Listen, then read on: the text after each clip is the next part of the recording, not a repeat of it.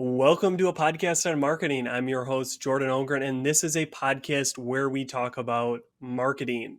First question, who are you and what do you do? Thanks for having me, Jordan. So I am Nick Bennett. I am the Director of Field Partner in Community Marketing at Alice. We're a B2B gifting platform. I'm also kind of big on evangelism, SMEs in kind of the B2B world and MarTech and sales tech. But I've been doing it for the last 10 years for various tech companies all over globally, actually. So super excited to be here. Nice. And where are you based out of? Boston. Nice, nice. Are you a Patriots, Red Sox, Penguin? I don't even know any of the teams. Are you? Yeah, I am a huge New England sports fan. Yeah, Eh, Patriots, Red Sox, Celtics, Bruins. Bruins. I actually still play baseball Okay. myself in like a 30 plus league. So You, every Sunday morning from April to October, wow. I'm out there nine innings a week. That's So crazy. And you created or were one of the people who started that. I was reading about that on your profile, right? yeah, Wow. it's been crazy. I mean, I've been playing baseball since I was 4 years old. I played through high school, went to college to play, Wow. hurt my arm, but I'm a lefty pitcher. I used to be able to throw about 87, 88 miles an hour. That's And fast. when I hurt my arm, I was like, I'm never going to the pros. So I didn't get surgery. And I'm lucky to throw like low 70s now. That's still way faster than I could.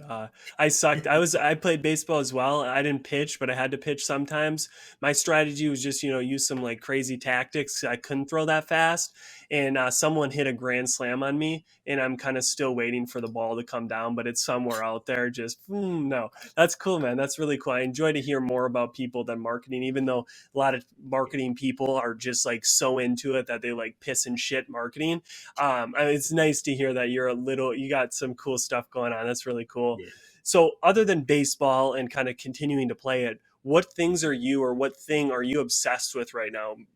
Probably in marketing business that you just like, I can't stop geeking out, doing it, researching it. Does anything come to your mind? Yeah, I think evangelism, honestly, and the reason I can tell you why, I've been a field marketer my whole life. And so I've been posting on LinkedIn for 2 years. Field marketing is the path that I took. Like there was such a misconception of what it was. But I had a couple calls recently with just people that I've really looked up to. And they were like, what do you want to do? Do you want to be a CMO? Do you want to move into other areas of marketing? And I said, no. I said, I think I want to go into evangelism. And I think that there's always been advocacy and evangelism for like IT companies, engineers, developers, things like that. But when you look at MarTech and sales tech, there isn't really those types of roles. However, I've been talking to a bunch of CMOs and VPs of marketing that are planning to double down on that as a role this year. And like, really, I mean, people think about it differently, but for me, it's like you're that subject matter expert for prospect calls, for customer calls, for speaking engagements. You have the advocacy from social for both internal and external, the community for both internal and external. So, I mean, it all plays into like the larger piece, but I think companies are going to definitely double down on that this year. Was there a way of it before? Like, what was evangelism before? Was that getting The Rock to do a commercial and like wearing your brand everywhere? Or what was or is it totally a new category being created?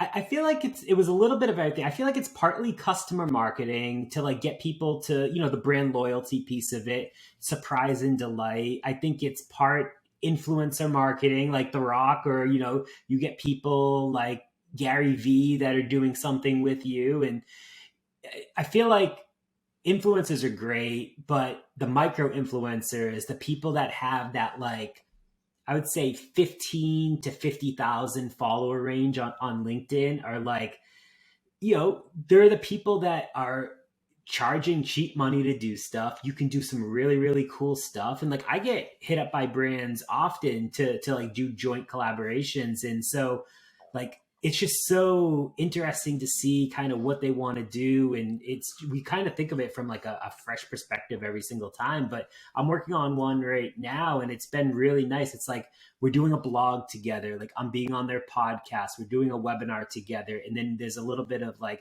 LinkedIn collaboration from like a posting perspective, but they don't want their company name like talked about at all. They want the category talked about Sure. and bringing more eyes to that category. But they don't want to be named as a company. And like, I thought that was interesting. I was like, you're paying a decent amount of money for this. And like, over time, more people that I've talked to, because when they see me post about, they're like, why are you talking about this category that you don't normally talk about? And then we start talking. I'm like, oh, hey, I'm working with so and so company, and like, they're like, oh, like I'm looking for a tool like that, and then it just organically kind of happens. Yeah, no, that's great. I mean, just on your last point, I think it's key to almost do things that like seem not smart, like don't have the, company name or whatever, because I firmly believe in category creation. I know I had a comment on your post, but like I firmly believe that like if you build the category and you're positioned best in that category, you don't need to do, hey, this is a sponsored ad by, or, check out X company. So I think that's key. And I just want to dive like a little bit more deep on this evangelism before we kind of move on.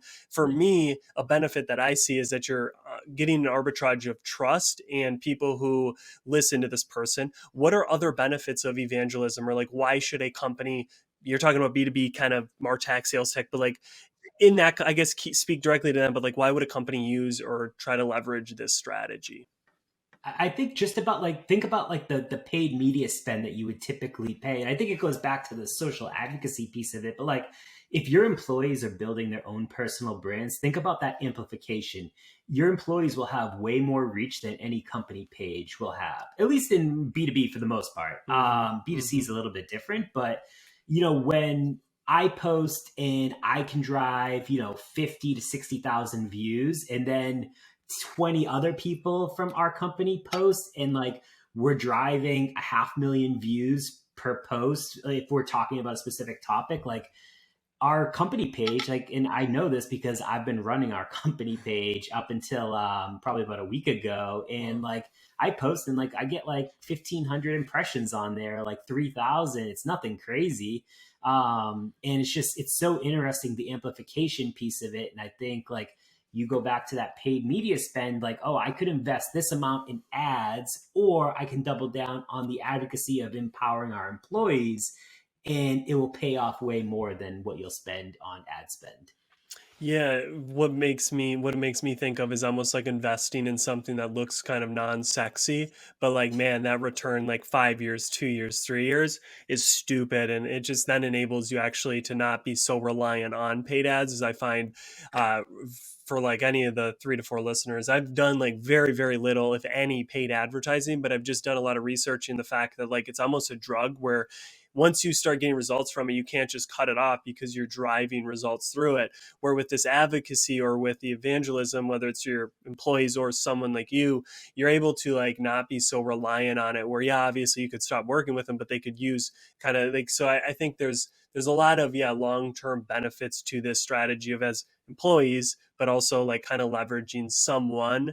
And I think I've seen like Sangram or some other people in the marketing space do this chief evangelist role, and it was like confusing at first, but as you expand on it, makes sense of why you would invest large amounts or some amount of money into it. That makes a lot of sense. Yeah, it's funny because like Sangram's someone that I've looked up to for a while. And like I've always seen him doing that. And like I'm part of Peak Community, which he has co-founded. And so like just talking to him, like I mean, people like think, oh, like he's just an evangelist. What does he even really do? Like he works his butt off. Like he is very, very like he has so many things going on. But like I'm seeing, there was another guy. I think it was someone from Uberflip. He's now like the chief evangelist or something like that. Hmm. And like it's just so interesting to see these like C-level execs that are like doubling down on like the evangelist. Like Vidyard is another good example where Tyler Lesser, like he's like the chief like video guy, like strategist. And so like that's kind of what he's going with. But Hmm. like it's all about content creation at the end of the day. And like I'm not a content marketer by any means, but I know how to create content for social. And like LinkedIn's kind of like been my spot, but I have Twitter that I still kind of do on a daily basis. It's definitely not as good as like LinkedIn. And then TikTok is kind of like where I've started to move to, just because I think a lot of B2B companies are starting to kind of go that way. And that's just been like super fun for me. Yeah, yeah. I've yet to get on the TikTok bandwagon. I've watched my wife get addicted to it at such a stronghold. I mean, like, I'd be like, hey, you want to go to dinner? And she'd, be like, ah, but this TikTok, I got to watch it. No, I'm just kidding. Maybe that's how lame I am. All right. To jump off of this ledge onto another ledge that I think is a kind of fun question to ask. You could argue it's simple, but I get very different answers every time I ask it. What is marketing for? What is the job that marketing should get done in a company? I think it's to make your customers' lives easier. It's, marketing is there to help be that support system to answer those questions. I mean, I think it goes back to where marketing and sales alignment, like everything is siloed, or in a lot of companies, things are siloed. And you could say, oh, our marketing and sales team have great alignment. I call BS on that because, like, even if you have, for the majority, of good alignment, there's silos somewhere within that revenue organization. I've never not seen one, and we have silos right now that we're trying to fix, but we're doing a better job with it. And I think that at the end of the day, marketing needs to make your prospects and customers' lives easier, and sales is kind of the one that's delivering on kind of like closing those opportunities, but marketing is removing those obstacles. Hmm. So would you say a simplified way of what you just said is marketing should make sales easier or less friction, more frictionless for sales? Yeah, I agree with that. I think they should make sales lives easier. But I mean, it also comes back to the KPIs and metrics that matter. Like, we don't push MQLs because everyone's, marketing teams like, I'm just going to drive a ton of leads. Like, sales teams don't get paid on leads, they get paid on revenue. And so being tied under one revenue organization and having that mindset of like, hey, these are the KPIs and metrics. Like, for me, like, qualified pipeline to close one, if I can increase those conversion points by even like 8%, huge. And then it's like, if I can take non-qualified pipeline to qualified pipeline from like a stage movement, that's another piece that's big. But marketing alone won't change that. I think it's a company mindset at that point. Yeah, because if there's metrics in line, that saying, I'm going to butcher it, but like people do what they're incentivized or what matters or what measure matters or gets done, whatever the cliche sayings are, they're very true. So if those metrics are off, but even just in what you're saying, I really like that of almost getting aligned metrics. So we're on the same team. It's not like we're trying to get interceptions and you're trying to get, yards running. Like there's a combined, hey, let's keep the difference between our score and their score at 25 points. So it's like, okay, defense, you got to stop. You have to do X, Y, and Z. Offense, you have to do this. So yeah, it's more teamwork than kind of each are doing their own things, which definitely was a way of the past, I think, or at least how it was done for, and still is, to your point. It still is. It's kind of about finding the silos or seeing where they're at and doing your best job to destroy them. And even if they pop up, kind of quickly bringing them down, and you'll never be perfect per se. Exactly. And it's just like understanding that, like, maybe it's even, what I'm seeing more is like revenue marketing roles being compensated like salespeople.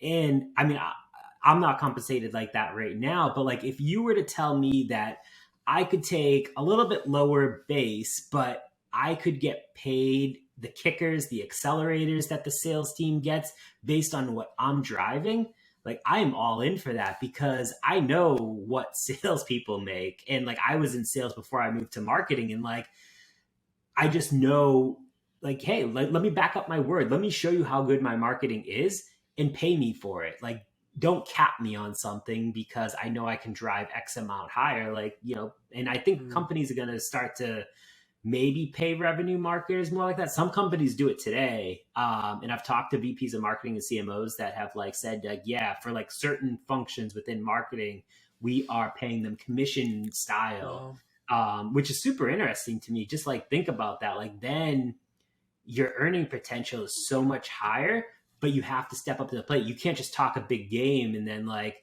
not deliver. Yeah, no, that's critical. I work in a very small business, so me and the founder, we're tied to the marketing and sales. So there is really no division there because it's all based on, yeah. I don't get paid per se like sales or like very low in that sense and have this huge commission, but I do have it built in of like, hey, you see the numbers every week, you know where we're at. Like if we get more revenue, if we get more profit, like you will see that. And I think that's key because then it makes me not just do meaningless marketing activities of like, oh, I'll go edit this blog post thumbnail for like way too long because like it doesn't matter what I do. Like I'm getting my salary. So yeah, that's a really interesting topic. And I just love anytime there's contrarian actions being taken, kind of going one way where everybody else is kind of saying, hey, we were just sticking with the status quo, saying, hey, let's change things up and at least see what happens, like a scientist per se. So with your definition of marketing kind of in place, how do you then look at marketing and say that was good marketing or that was bad marketing? And the rebuttal always is it depends. It's all about the perception of the person, blah, blah, blah. But if you had to put a stake in the ground and say, these are the parameters, this is how I view good marketing versus bad marketing, how would you explain that difference?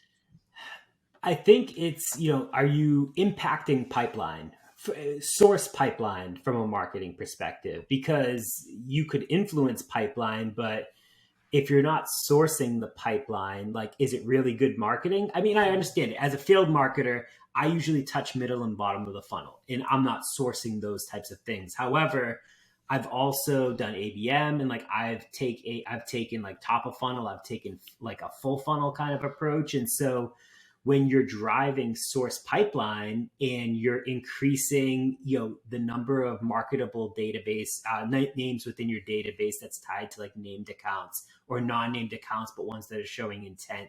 If you're driving an increase in MQAs, like marketing qualified accounts, which is like what we look at, that's really, really good. Like, what's the retention percentage look like? What does the upsell percentage look like? I think it's more so of like, looking at it from the entire customer journey versus just picking in on saying like, all right, this is what matters for top of funnel. This is what matters for middle, bottom, like on the CS side. Like, it's all playing into the larger aspect. And I think there's different channels and tactics that work. But really what matters is like, all right, are you creating demand and are you capturing that demand?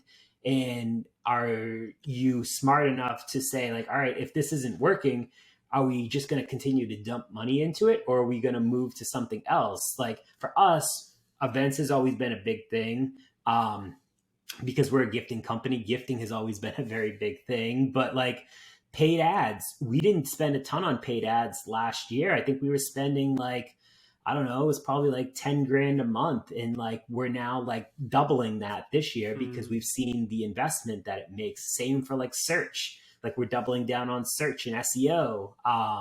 And so I think it's just understanding what levers make the most sense for you and then kind of like pulling down those levers to make sure that you're utilizing good marketing versus the bad marketing that isn't driving that pipeline at the end of the day. Yeah, I really like tying it to somewhat of creating demand and capturing that demand just from the standpoint that something could look really good from a marketing standpoint, highly designed, well shot, whatever that piece of content or ad is. But yeah, if it's not driving those, I would argue it's bad marketing, even if I enjoy it per se, or if yeah, I like that. That's a good kind of creating the dichotomy between good and bad. And I think it's crucial to understand. I read a book, Good Strategy, Bad Strategy, and it really spends a lot of time in the book. What is bad strategy? The four, things of bad strategy. Because if you can't understand how not to do it, you can't do it. If you don't know any better, you can't do it better. So I think it's key sometimes to think through like, how are we? So then when I do it, how can I be somewhat objective rather than subjective and say, hey, that was bad, that was good for what I did. So I like that. For sure. What is a strong held belief you have about marketing, a hill you're willing to die on, whether everybody is too or nobody is? Like, what is that for you? And you might have talked a bit about it, but what is that strong belief? So, I mean, the field marketer in me is like, people have a misconception that field marketing only equals events. And I think that's such like a myth that like it was the old enterprise way of thinking that's what it was. However, I've been championing like field marketing 2.0, which is like you're a full stack marketer. You are revenue driven. You are the Tom Brady of the team. You have your running backs, your wide receivers, your tight ends, your offensive line. You're all working collaboratively together to get across the end zone to score that revenue. But like you're the one that's calling the plays at the end of the day. So you understand digital, you understand events, you understand kind of paid, like content, all those things that are so important to know. You may not be executing the design aspect of it, but you know what you want this program and campaign to look like. And you're working strategically or cross-functionally to kind of pull that all together. And I think that's the mindset where we need kind of like more field marketers to think that way. And I think, even within the last year or so, it's definitely been a big, big change. But in some of the bigger enterprise companies, you still have people, and especially enterprise sales reps, they say, oh, field marketing, go plan this event for me. You're just an event planner. And like that is the Hmm. furthest thing from the truth. Okay, that's good. I had that as a question. I wanted you to define field marketing. I'm, like I said, a preamble to this. I'm young in my marketing journey. I'm about 4 years in. So, like, field marketing for me, like, creates a very foggy kind of picture. So, could you just define field marketing 1.0? And now that what you were just talking about, define that in clear terms for me, so I kind of have a before and after, a better understanding. Yeah, absolutely. So 1.0 was very much just events. Like think of trade shows. You take a booth, you show up an event, you scan leads. That's really it. You don't care about the outcome of what it is. You just say to your sales team, hey, I scanned 500 leads at this event. Go call them. That's it. Like you're not going to, I mean, yeah, you may get a few people, but let's be honest. These people at trade shows are mostly tire kickers that just want free swag and don't really care what you're offering them. The real magic that happens is everything from like a pre-show, during the show, and post-event to kind of bring it all together to create a strategy for a specific trade show. I hate trade shows, to be honest with you. I don't hate trade shows to be there. I hate trade show booths. And people, and I posted this on LinkedIn, and people kind of like got angry at me, but like, I would much rather say, some of these trade show booths cost $200,000, $250,000, and you're stuck by the Oh. bathroom. I would much rather take that and figure out a way to deliver one-on-one meetings with my exec team, with the key people and the key accounts that are at that event. And I think that's why, and I'll go into the field marketing 2.0 piece. I think it's understanding what that pre-show looks like. Are you running, digital ads? Are you doing outreach to your key accounts that you Hmm. know are going to be there? Are you doing the research versus just showing up and passing out t-shirts? And then it's executing on like, all right, are we going to do a dinner there? Are we going to, I've geofenced like trade shows and served up like specific like Target ads before, and like drove them to a specific like bar that we were doing an event at. That Wow. was pretty fun, and like just different types of things. And then it's like the post event. No one wants another email that says, hey, saw you stop by at the booth at so and so trade show. Here's 5 things you probably don't care about our product. Because it's all happened. We've all been there. It just Yeah. gets into like your marketing automation system and it gets sent off. But like, what can you do to create a personalized experience for your target accounts that have visited you or talked to you at these shows? And that's why I think all three are incredibly important. But it goes kind of by the wayside sometimes. And so you need kind of like a 2.0 field marketer that's revenue driven, that knows how to pair with sales, knows how to specifically target accounts. And I think Hmm.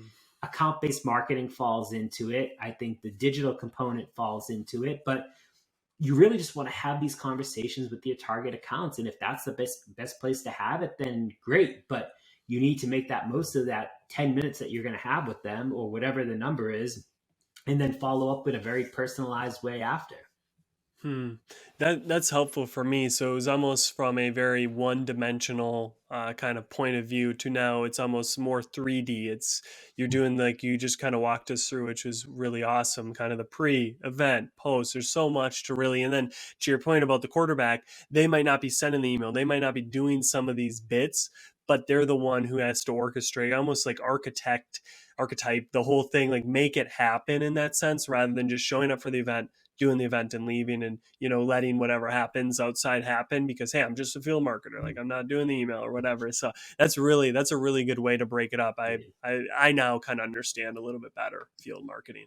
For sure. And I I like think that. it's, and one more thing that I kind of want to say is like, field, I feel like field marketing, the term could go away a little, because if you think about it, most B2B SaaS companies, they're not out in the field like they used to be pre-COVID. And it's like everything is pretty much done virtually now. I know in-person events are coming back, but like it's much more revenue marketing. Maybe you call it like regional revenue marketers or whatever. But it just makes more sense. And I think a lot of companies have already made that shift, but it's just the mindset. Like people just think like field marketing is XYZ, and they just kind of go with that. Yeah, I could see you building out that category, whatever that name is, the dark social, right? Putting a name on it, because I feel naming is so important, but also the hardest part of a lot of things is getting the right name that sticks and people actually like saying, rather than like prophylactic naps. But now we say power naps because nobody wants to take a prophylactic whatever nap. So yeah, that's good. What is a mistake or a failure you've made in your career in marketing that like now you look back and you're not like, I'm happy, I forgot to update our SSL certificate, so our website went down during Black Friday or something. But like, what was that mistake or failure that you look back on positively somewhat now? I think it was just not, and I don't think there was any specific thing, but it was more of like not being afraid to fail. Because trust me, I've failed a ton through different things. I've been fired from a job before, which ended up being a blessing in its disguise. Honestly, I've been laid off a bunch of times. Like, I've gone through a bunch. I think it's just kind of like coming back and figuring out how can you learn from the mistakes that you've done. And like, it's okay to fail. Like, no one's saying that it's not okay to fail. And like, if you're failing fast and learning from it, though, it's a completely different story. And I think taking those learnings to figure out what you can do next is important to kind of continue your growth journey. I like that. I appreciate that kind of expanding on. Yeah, we don't all have big failures or things that we remember succinctly, but it is that mindset that makes failure into an opportunity or a blessing rather than saying, oh, I got laid off, whatever, I'm going to go sulk. You're kind of figuring out, what do I do now? And I think that's key. So you have on your LinkedIn bio, I believe, you kind of talk about you want to disrupt the marketing industry like Seth Godin. You're eager to branch out and establish yourself as a future thought leader. Why is that? Like, what's the impetus for that? Well, so when I originally like was thinking of that, it was, doubling down on the field marketing 2.0. It's like I want people like it's been, honestly, it's been great because I feel like I've branched out from talking about field marketing. Like, for the first 6 months of posting on LinkedIn, all I talked about was field marketing. And I've branched out to do just really pretty much anything at this point. But like, it's always what people remember me for, or like recognize for me, or like they'll say, hey, like, are you willing to come on this podcast or speak at this event to talk about field marketing and like how field marketing has changed because of COVID and all these things? And like, I feel like that's now what I'm recognized for, which is fine. Like, I'm a field marketer at heart. I always will be. But I think it's so interesting because I feel like the 2.0, and I need to come up with a better name for it, to be honest with you, but like, just like evangelizing the true like misconceptions of what field marketing is, how it benefits a revenue organization. Like, it's disrupted marketing. Honestly, I can tell you, I've had CMOs and VPs of marketing like talk to me and say like, hey, like, I'm thinking of building out this organization. What do you think it should look like? And like, I help them and like just tell them like, hey, it's not just events. Like, we go through everything. Like, where should they sit? Do they report to demand gen? Are they their own function within marketing? I feel like it's made a big, big difference over the last 2 years. That's awesome. Yeah, you just got really meta because you were talking about evangelizing field marketing 2.0. It's just like every topic we've talked about coming into one, just explosion, a black hole that sucks 2 to 3 listeners in. I like that. No, that's cool, man. I'm someone who's had have and will have big dreams, right? So I really appreciated reading that and kind of seeing, to me, what you're saying is I want to make a bigger impact in a sense. Like, I want what I do in this marketing in this space to be remembered somewhat like Seth Godin, because of how influential he was with permission marketing and with kind of how he changed it. And now he's remembered maybe for some different things, but he's really kind of on this different wave if you listen to his Akimbo and kind of what he's really trying to do with some of his kind of like schools or his kind of education. So yeah, that's really cool. And that intrigued me. Like I said, reiterating myself, I have big dreams too. So I like finding people that kind of dream outside the box or just dream in general even. It's if you're not dreaming, are you even living? Yes, put that on a Yeah. t-shirt with some Biggie or Tupac's face on it. Hell yeah. All right, well, one last question before I jump into the three final questions. Why authenticity over vanity metrics? Why should we kind of not throw vanity metrics out, but care more about authenticity? I mean, think about it. Like, people buy from people at the end of the day. If I bring my entire self onto any social platform, I want people to know who I am, what I stand for. And ultimately, down the road, who knows if we work together, like what you would get from an employee or a coworker, like what does that look like? And I've always believed that, like, listen, like I don't get, and I actually made a post about this today, like you have some big creators and like even I look at them and I'm just like, they post something, they're getting 500 likes within like an hour. And then I have to like smack myself and like go back to like grounding and like, hey, it doesn't matter like all of those vanity metrics. It's compounding day after day. And for 2 years of doing this, like March alone this year, I will drive 1 million views from the content that I create myself. And you have these bigger Wow. creators that like, they get that. It's nothing to them. But like for me, like to see that growth that I've had and to know that like, hey, from posting twice a day, Monday to Friday on LinkedIn for March, I will drive 1 million views. And like, just think about that. That's amazing. And I think part of it is people think that I'm a likable person, which I hopefully am. Like, I try to come across as like not just like, hey, like this is my way or the highway. Like I want to, if I'm wrong or if you disagree with me, like let me know. Like I'm okay. We're all adults. We can talk it out. It's not my way, or like you're just not going to agree with me, or I'm going to blacklist you from commenting on my stuff. Like I'm fine with disagreement. Just do it in a polite way. And I think that authenticity and just kind of being yourself is the reason that you create content versus wanting to create content because you feel like you need to, because you see people posting and getting 1,000 likes on something. Like I've never gone viral. I hope to God I never will go viral. Like I like the I like the consistency of showing up every day. And like I post, I get like 75 to 150 likes and a bunch of comments, a bunch of DMs, and like that's cool with me. Like I don't need anything more than that. Yeah, no, I like that. I definitely confirm a lot of stuff you said. I had a comment on one of your posts last week, and it was a good. I don't think I added another comment, but there was some back and forth, and it was kind of, at least for me, helpful to see just humanity restored, that we can have these debating conversations without instantly saying something personal or Yeah. whatever. And I think it's key to marketing, and that's not a metric you can't really measure, is kind of comments maybe, but like having those conversations, because you're authentic, you're open to that.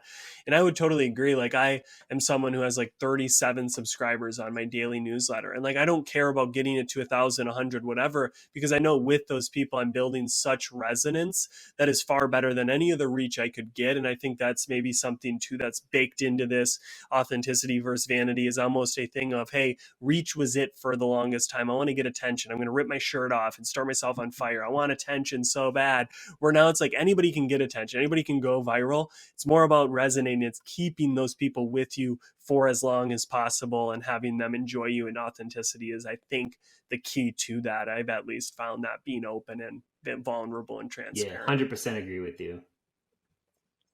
Awesome. All right. Now to the final three questions. First two will be somewhat marketing related. The final one will be a little bit off base. Just wanted to preamble you on that. All right. First question.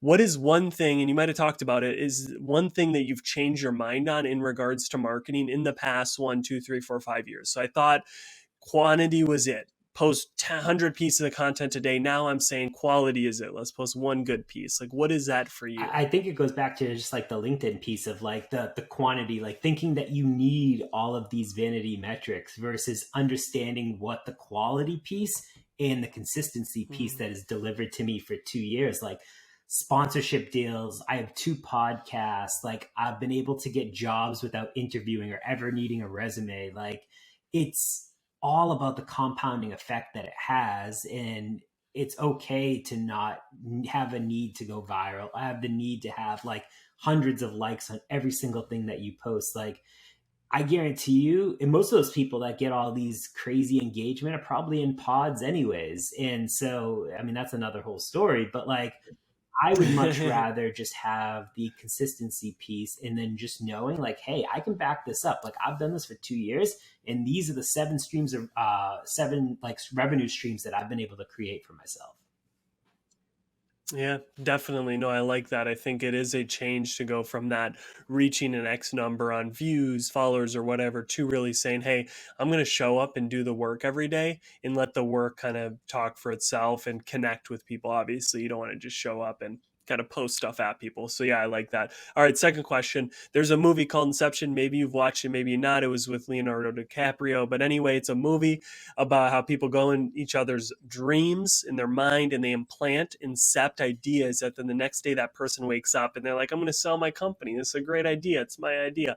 So what is that idea that you incept in the minds of all the marketers on this planet that tomorrow they wake up in the belief the idea you incepted they think is theirs and they act out of it? What is that idea? I think doubling down on LinkedIn conversational ads. And also, the reason that I mentioned that Okay. is like I'm actually doing a talk upcoming on like LinkedIn conversational ads in your AVM strategy, but like it's such an untapped area that a lot of B2B people aren't using. And like the amount of pipeline and revenue that's driven for me is huge. And it's still like you can bid like $1.50 and still get into so many people's inboxes right now compared to like give it another Hmm. year and I guarantee you it'll be up to like $7-8 just to get into someone's inbox. Okay, so that's what it is it's those direct messages. Some guys like, hey, I want to buy you an Amazon gift card to have you view Yep, the product or whatever. exactly. That's Yep, that's a play. exactly. Yeah, that guy sadly got ignored, but it was probably not because of his outreach. I just at the time I didn't want to buy any more Amazon books or books from Amazon. I'm really bad addiction to that. All right, final question. I like that answer. That was unique. Final question.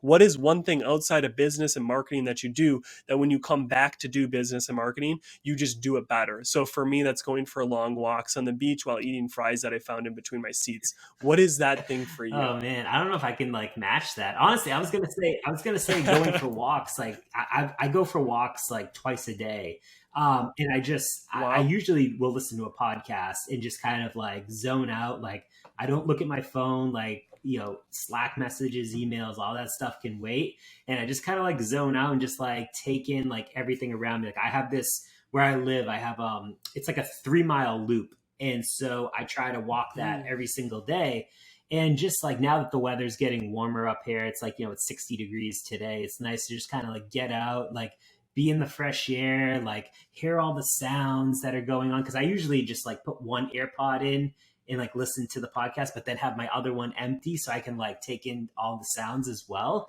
I feel like it just like Yeah. clears my mind. Yeah, definitely. I mean, there's so much on it, specifically ad writers that say you got to go work out. You got to deplug or unplug the brain to allow thoughts to ruminate, to kind of find other thoughts that they wouldn't have if you were just focused on it.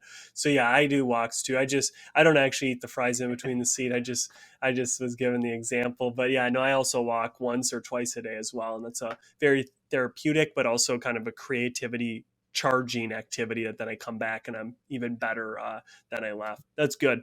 All right. Final part of the podcast, I like to just open up for you. You have a lot going on. It sounds like you have two podcasts, all that stuff. So, right here, anything you say, I'll put in the show notes for the 3 to 4 listeners that are still here with us at this point. But kind of the stage is yours. Take it, plug anything to the outlet that Yeah, you no, I want. mean, if yeah, I appreciate that. Like, find me on LinkedIn. If you are interested in marketing content, personal branding content, just like bringing my authentic self onto there. But also listen to my podcast. So I have two. So Rep Your Brand is my main one. So it's personal branding for B2B marketers. I've had, Chris Walker, Justin Welsh, Dave Gerhardt, Wow. Amanda Natividad, like all these people on there. I think I've done like 37 episodes now. And then I have a Wow. second one, which I've taken a break from for a little bit, but it's called Real ABM. So realabm.com. And I interviewed 6 B2B marketers on like tactical, like what does their ABM strategies look like? And so the website's still live. There just hasn't been any like fresh content in like 8 months.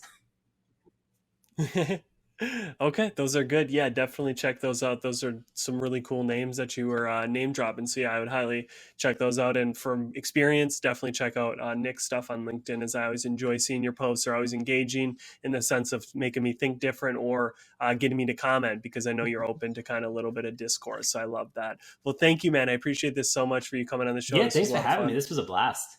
Awesome. All right, this is the end of the podcast.